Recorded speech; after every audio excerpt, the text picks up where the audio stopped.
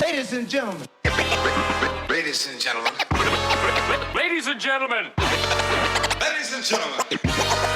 Ladies and gentlemen. Can I please have your attention? Right now, showtime. Are you ready? Are you ready for start time? Let's find out. Ready, set, go.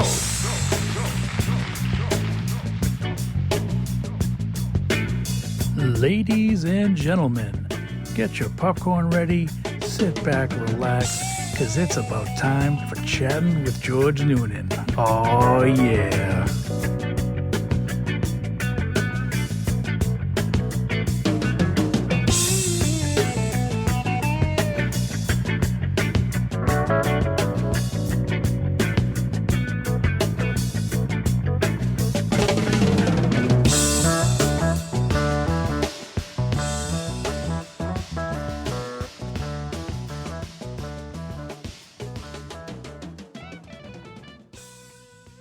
Hey everybody, welcome back to the show. I'm in the garage with a legend of South Shore, the man, who wrote the script? Bill, seriously, I'm not going to read this anymore.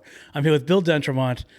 He's a real estate agent. He's a grilling, a connoisseur? Connoisseur, grilling, a meat connoisseur. Yes, exactly. COVID's made me that way.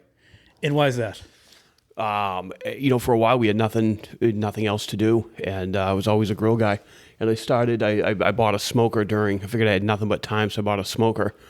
And then I hated it, and I returned it and bought a second one, and then bought a big green egg. And so now I got, a family of four with 4 grills. 4 grills? 4 grills, 4 people. What didn't you like about the smoker, though? Because I hear they're fantastic. Actually, it was an Amazon faux pas. The thing came, I put the thing together, and if you ever smoked before, you need to have a tight seal, and the metal frame was warped. And I knew if I used it one time, it was never going to work. So I got all ticked off, and a buddy of mine sent me a text that day and said, "Hey, I got a big green egg. I don't know if you ever heard of those. They're good, but they're really expensive." And he sold it to me for like 50 cents on the dollar. Jeez. And they're good. And now I get my kids, my 11 and 13-year-old. My 11-year-old's really good. He's become a grill master where, kid's already got his burn marks on his knuckles. So he's a true sign. He's been initiated into the grilling Hall of Fame here. Yeah, he's in the club. So, yeah, hey, whatever we have to do during COVID to pass the time. Sure. So smoking's been one of those things. I've seen your pictures of the stuff you cook, and you are very good at it. I mean, none of it's heart healthy, I got to tell you. I got to change some of that stuff, too. I don't think grilling was meant for, like, the salmon eaters of the world. No. The tuna guys, it's just I joke, I call it, like, meat palooza. Just guys hanging out in your backyard, 6-8 hours at a time. I bought an outdoor projector because I wanted to be able to watch football while you're just sitting there, which is perfect. Yeah, that's ideal. Next thing you know, all the guys in the neighborhood are hanging out, eating meat and watching football in your backyard. Knock, hello. Yeah, exactly. Awesome. That's awesome. You mentioned the kids. They're how old are they? 11 and 14? 11, 13, yeah. 11, 13, okay. Yeah, they're all kids are bad. Just get a puppy. Start with a puppy. If you like that, stay with a puppy. Yeah. Don't like it, don't get kids. Don't get kids. Well, the kids, they go to the bathroom inside the house, so it's a little better. Yeah, you hope they just, you hope they do. Yeah, their aim is terrible, though. That's the only downfall with them. That's right. Yeah. Now, you're a real estate agent. You work at Keller Williams, yep. Keller Williams, I'm sorry. I seem to see a lot of people on my Facebook there, when they get involved in real estate, it's always Keller Williams. How many branches are there? Keller Williams... Not to talk shop. No. Keller Williams themselves... we have about 155,000 agents worldwide. They are the largest real estate company. Locally, you can't buy an office for every town. What they do is they give you, it's a grid. So like the grid that we own is pretty much like Braintree to Plymouth. Mm-hmm. And our office has about 91 agents. My team has 5. I've been selling for a long time. Yeah. I was a post 9/11 salary casualty from a freight forwarding import-export world. Sounds familiar. Yeah, I know, huh? And I've been doing it now since 2002, so 18 years. Yeah. How was the rise? Because you don't just show up and get 50 clients, right? What did you do? Yeah, no, real estate's terrible. It's funny. I hear all the time, I meet people and they're like, hey, I should get into real estate. I like people and I like looking at houses. That has absolutely zero impact whether you'll make $1 in real estate. Yes, you have to be likable, but yes, you also have to like prospect. You have to cold call. My first 8 years was kind of like going to elementary school. Like I had the extended 2 years on elementary school where I was just trying to learn.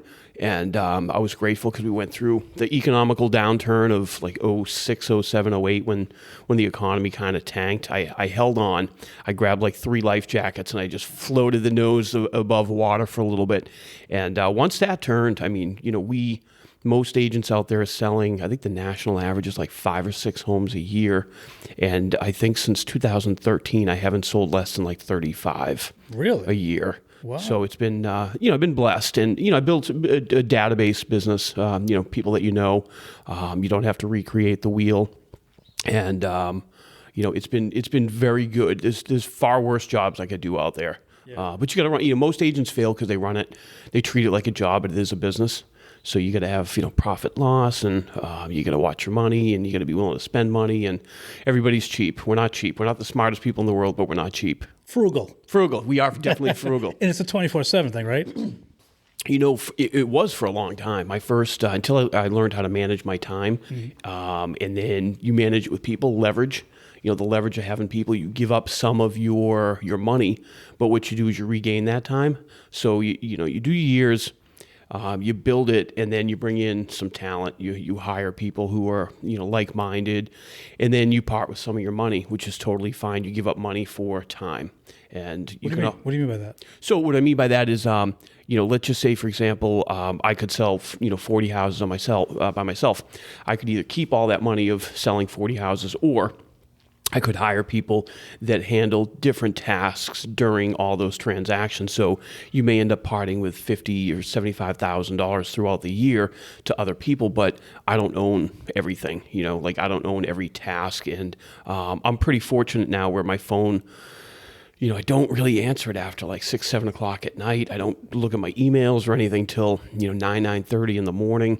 People have definitely, they respect that. If you tell them you're upfront, like, hey, this is the way I work, and if they don't respect it, then that's fine. I can go find somebody else who will. Right. Someone's always looking. As long as you set those expectations, people are fine.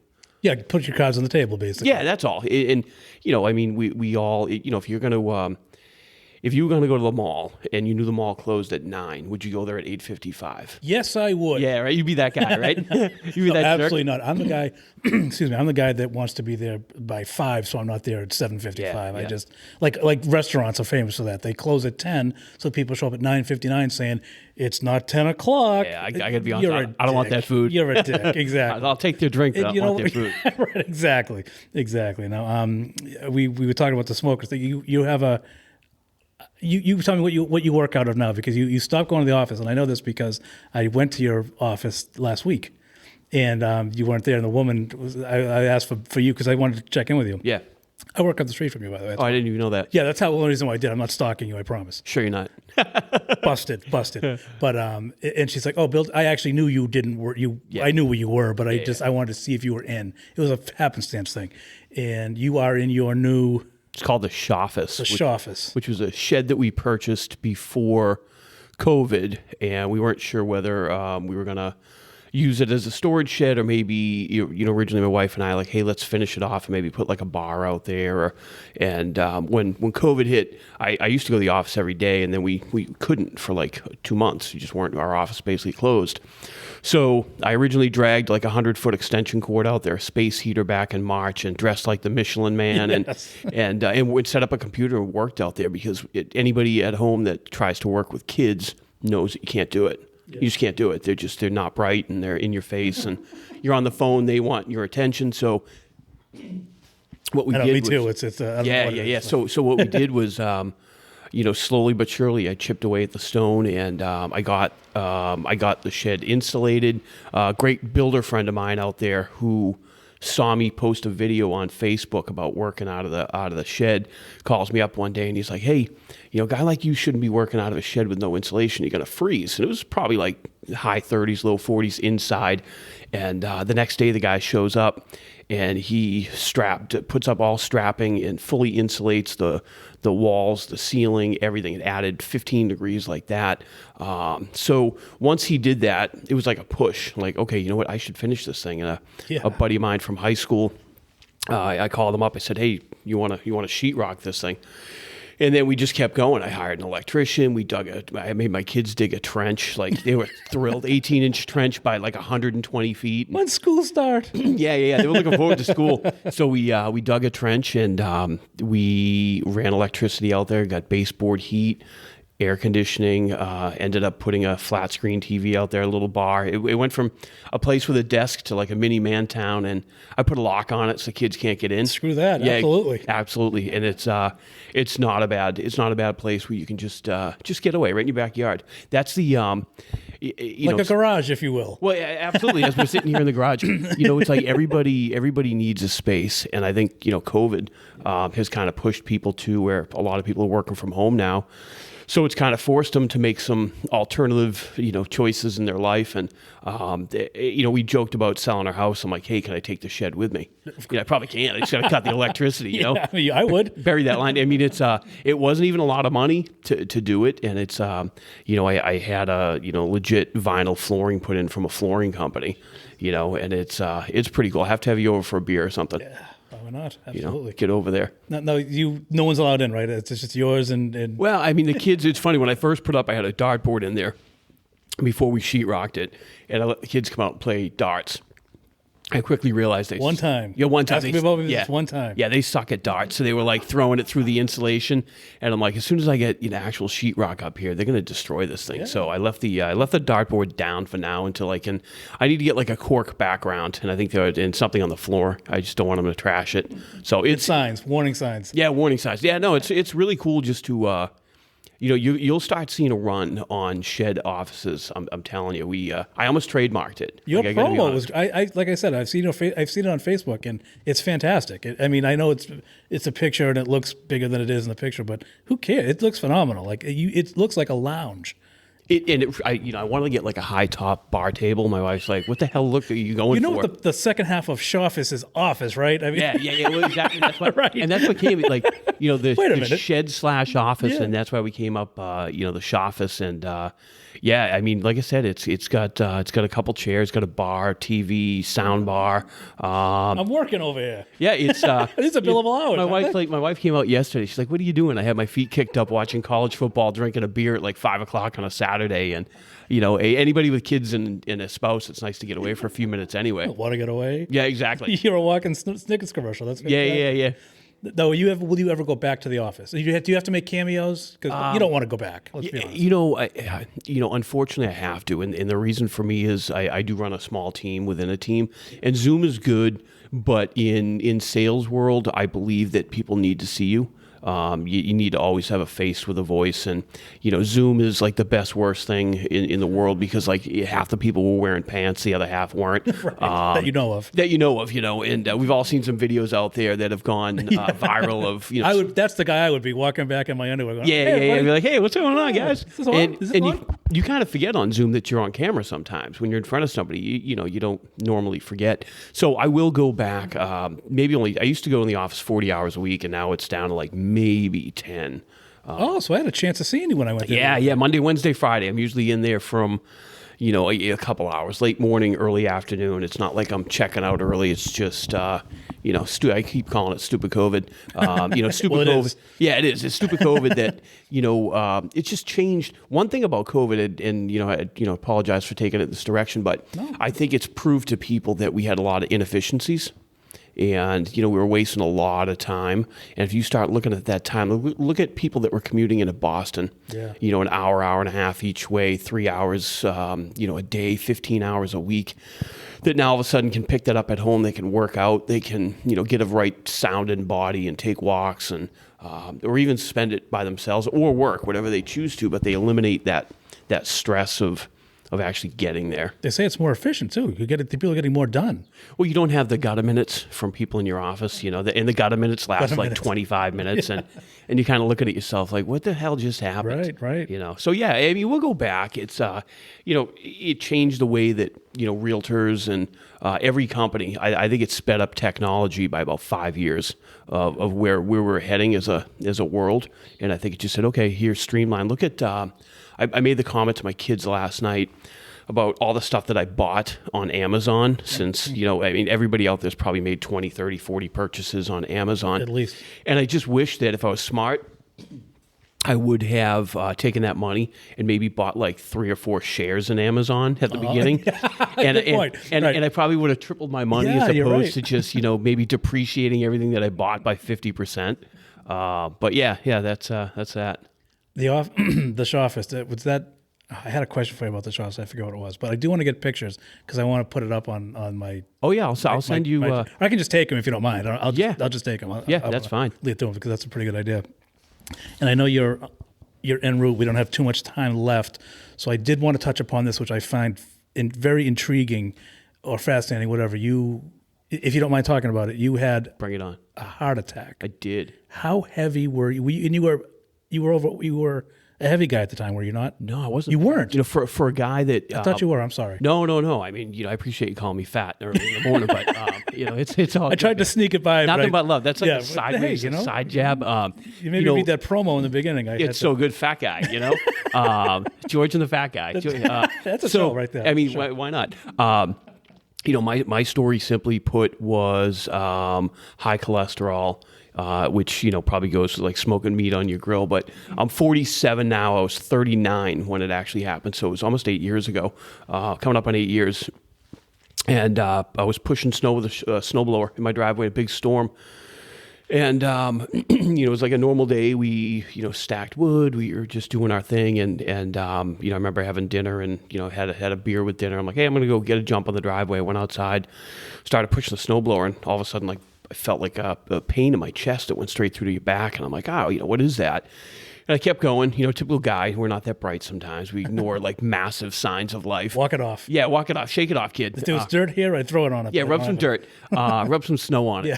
And, next thing I know, it was like my left hand was like numb. And then it was like pins and needles running down. And I was like, geez, this is kind of, what you see. So I get down to the bottom of my driveway, and we had a really steep, like 250-foot driveway. And I remember kind of like dropping down to a knee. All of a sudden, I couldn't breathe. I remember looking up my house, and lights were starting to flash because it was a storm that we ended up losing power for 5 days. It was February 8th, 2013. And I remember looking up my house, and I see the power flickering. I'm like, if I don't get up, I'm like, my wife's never going to find me, because I know they were inside watching, a movie with the kids. And so, I get up, I literally put the snowblower on 5, full tilt, and had the thing help, like, assist me up the driveway. I put the thing away, went upstairs to my wife, and she could tell by looking at me. She was like, something's wrong with you. And I said, a lot's wrong with me, but right now I'm not feeling well. But that's beside the point. Yeah, beside the point. I said, do me a favor, just grab me a couple aspirin. Was heart attack in your mind? Yeah, unfortunately, and here's why. It was totally textbook for what they said. The pain in your chest that goes through the backside, a little bit of like tingling in your jaw, and then your left arm just got heavy, and my hand was tingling. I never heard the jaw part. Yeah. You can start feeling like a tightness in your jaw. Wow. I had like 3 or 4 signs, and I'm like, typical guy though. I'm like, not having a heart attack, but I knew, I was stressed out, and I'll get back to this, but like 10 days before, I went in for a stress test, and they said, no, you're fine. They sent me home.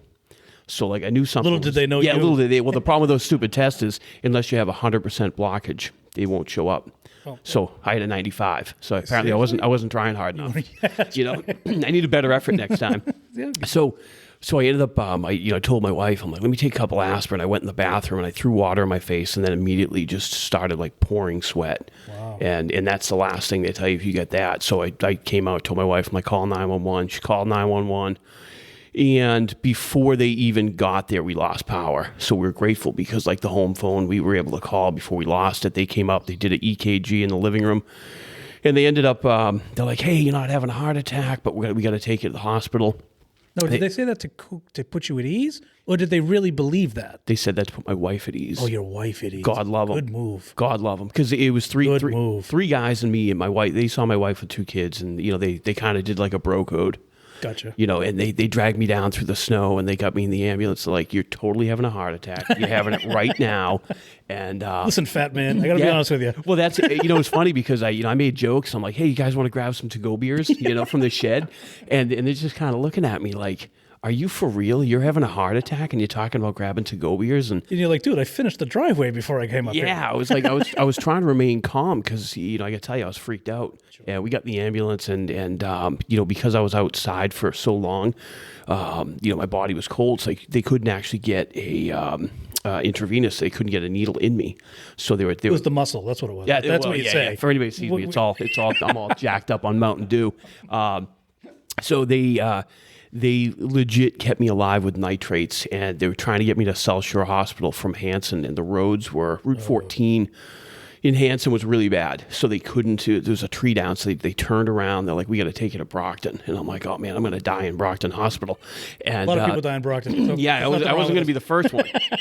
So they kept telling me like, "Hey, we're going to get you the cath lab," and I didn't even know what that meant. Is that the catheter? That is. Oh, they don't say that. Yeah, they don't say that. They sneak it by you. Yeah, they didn't finish that. Like, yeah. They muffle it so you don't know what the hell you're expecting here. And they're like, hey, we're going to be there. But I was in the ambulance for a little bit over an hour because if you've ever been in an ambulance, they get that stupid clock right over the door. And it's probably when they say time of death, but I remember looking at it. That's great. And, I don't know what time it is. We need a clock in here. Yeah, no idea. You don't exactly keep your phone on you, but so they ended up getting me to Brockton, and I got lucky. The head of cardiology got snowed in. Oh, seriously? Got snowed in, and if he was home, how long would it have taken him to get? He was in Norwell, so it would have taken him, probably an hour to get to Brockton. And they went straight in for surgery. And I remember waking up at maybe 1, 2 o'clock in the morning, hooked up to everything. And I had my phone on my chest, and I was like, "Oh my God, I lived!" You weren't sure. When they bring you into the cath lab, it's funny.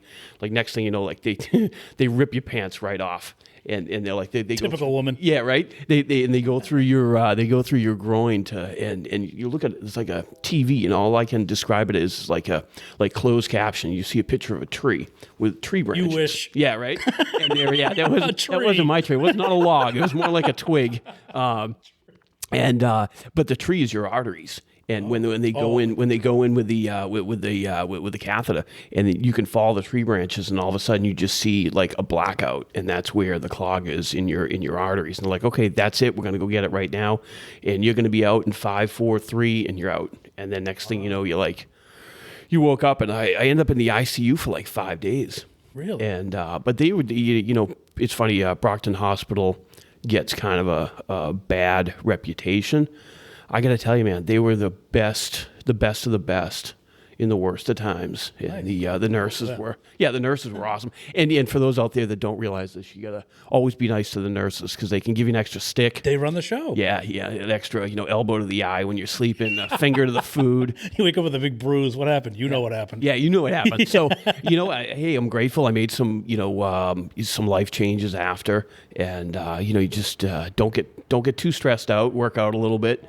We got to train. I didn't think what happened. The locomotive is coming because we have a time frame, so I didn't know what's going to happen. But I'm glad we got that. Yeah, people love the train.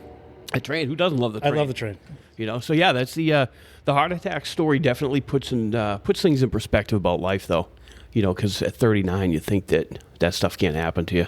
39? Why would you? Yeah, I mean you're too young. So yeah, totally. You hear people at 49. Oh, he's way too young. Of course, those people are 80, but still. Yeah, well, I mean, death doesn't discriminate. No. It takes the young, takes the old, takes the fat, takes the thin. It's just when your time is up. Them all. It's like the meat deli. When they call your number, you're done. 62. Damn yeah, it. Damn it, I'm 62. One more day. You feel like that guy with a shrunken head from Beetlejuice trying to steal the other number. I'll take 1,149,000. Please. No, but you said something, and I want to touch this. I know you will. Last one. Did you really when you were there, and you said you didn't know? Did you do anything under the assumption that you wouldn't be waking up? Meaning, and nothing physically, but did you? Great question. What was that like? I didn't think in the ambulance I was going to die. You didn't. I did not. You were good. The driver, Kevin, Pete, and Charlie. I can tell you 8 years later, there's the three guys. Say the name. Charlie, it's three normal guys. Sure. Kevin, the guy driving, was freaking out because the roads were so bad. Guy Pete was new, so this guy just thought it was going to be an easy snow night. And then a guy, Charlie Barron, who was the lieutenant, big guy. I was actually, when they jacked up the heat in the ambulance, I was cracking fat guy in a little coat jacket. Jokes. Fat guy in a little coat. Little coat, Right, sure, and he's like, seriously, man, I'm trying to save your life and you call me fat? And those guys. Well, he wasn't a nurse, so it's okay. Yeah. You only take care of the nurses. Screw these guys. The new guy had a look of fear on his face that was not exactly calming. Because the way you were acting, or because they couldn't get. So when they got me in the ambulance, they started running the EKG. So the EKG was actually showing that while I was in the ambulance, I was having the heart attack. Like, it was happening live. I've been told, at least for a while after, they used those same EKG for training. Like, here's how you handle, because they end up giving me nitrate pills, like 5 pills that you pop, nitrate spray. They spray it underneath your tongue, and then they couldn't get my blood pressure down, so they give you what's called a patch, and they put it on your arm, just above your elbow, so it's just below where your heart is, and it rushes everything to your heart. It opens everything up. So once they did that, like a blast. Yeah, he told me, he's like, this is you're not gonna feel it. You're not gonna like this at all. And it was, and I didn't, because Appreciate that. Yeah. I mean, at least he gave me the heads Exactly. up, I'd rather know than not know. Bro coded me on it. They're big on the bro code. I tell you that. Huge. I mean, I like that. I mean, That could be their motto, Brockton, the BROs. Yeah, the BRO. There's something there. Keeping the bro in Brockton. That's right. They were good. They told me, hey man, not the fun and funeral, the bro right? and Brockton. Yeah. You don't want the fun and funeral. But they were. It wasn't until I got to the hospital where I started freaking out, because it was like a room of like 15 people and myself, and I was just like, what is going on? And then everything. There's a priest. You don't know. Yeah, everything kind of flashes. And then when you're sitting there, you're kind of like, going back to your question was, I started thinking, was I prepared to die if I did? Like, financially, was the family set?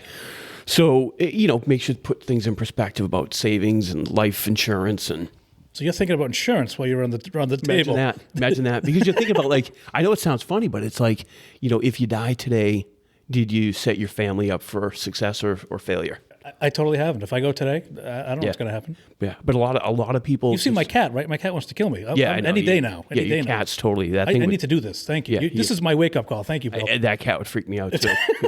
I mean, I get it. So That's why I'm out here. Yeah, well, I totally get it. Yeah, man, life is it's funny. It's a precious commodity. I think sometimes people just don't even, they don't respect it enough. Yeah. Have fun, laugh a little bit, laugh a lot. Yeah. Do podcasts. Yeah, no, it's good. And since that, I've been fine. I mean, mentally, I'm still way off. But yeah, that's never going to change. we all are.